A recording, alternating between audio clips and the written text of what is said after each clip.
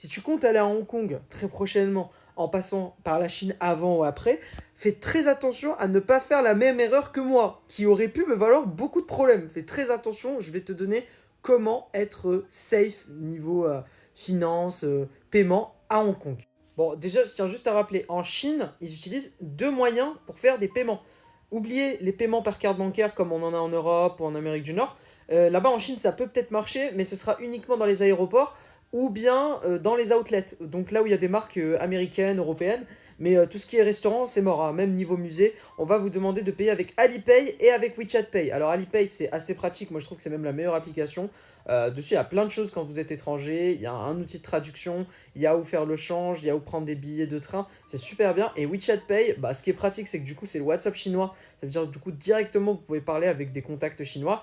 Et en plus de ça, vous pouvez leur faire des paiements sur l'application. Donc, on va pas se mentir, c'est quand même pas mal. Mais ça, encore une fois, c'est ce qu'on utilise en Chine. Et oui, je vous explique. En gros, Hong Kong, ça fait partie de la Chine. Ça, il n'y a pas de souci, on est bien d'accord. Mais il y a une formule très célèbre qui est la suivante. Un pays, deux systèmes. Ça veut dire que ce qui est fait en Chine, ça va peut-être aussi être fait à Hong Kong, mais parfois de manière différente. Et c'est notamment le cas pour le paiement en ligne. Parce qu'attention, Hong Kong accepte majoritairement la carte. Ils acceptent en grande partie la carte, souvent les commerces.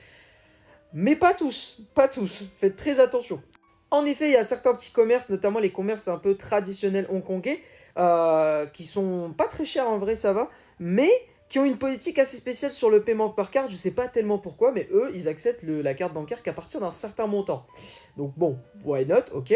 Alors du coup, il vous reste une autre alternative, c'est Alipay. C'est-à-dire que quand vous arrivez, directement, on vous dira We accept Alipay. On accepte Alipay. Et donc pour vous, vous allez vous dire, bah, c'est incroyable, ok, parfait, bah, j'ai déjà l'Alipay chinois, ça a probablement marché ici. Pas du tout, ça va pas marcher. Bien au contraire. Pourquoi? Parce qu'il y a le Alipay chinois et le Alipay hongkongais, un pays, deux systèmes. Et le Alipay hongkongais, croyez-moi, il n'a rien à voir avec le Alipay chinois. C'est totalement différent. Le Alipay hongkongais, vous pouvez même pas le télécharger, en gros. Pourquoi? Parce qu'il faut avoir un numéro hongkongais ou bien un numéro chinois. Si vous n'avez pas ça, c'est mort. C'est mort. Oubliez, vous ne pourrez pas télécharger. L'application, elle est bloquée.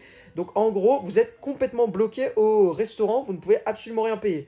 Alors, à partir de ce moment-là, moi, le seul conseil que je puisse vous donner, c'est on va peut-être vous proposer de donner de l'argent pour aller faire du change, surtout n'hésitez pas à refuser ou bien à accepter, ça dépend ce que vous voulez, voilà. Mais si jamais vous acceptez, accompagnez le vendeur, le commerçant qui va donc prendre votre argent, accompagnez-le parce qu'on ne sait jamais. Souvent, il y a un peu des arnaques au niveau du change. Mais voilà, voilà mes chers amis, faites très attention quand vous allez à Hong Kong.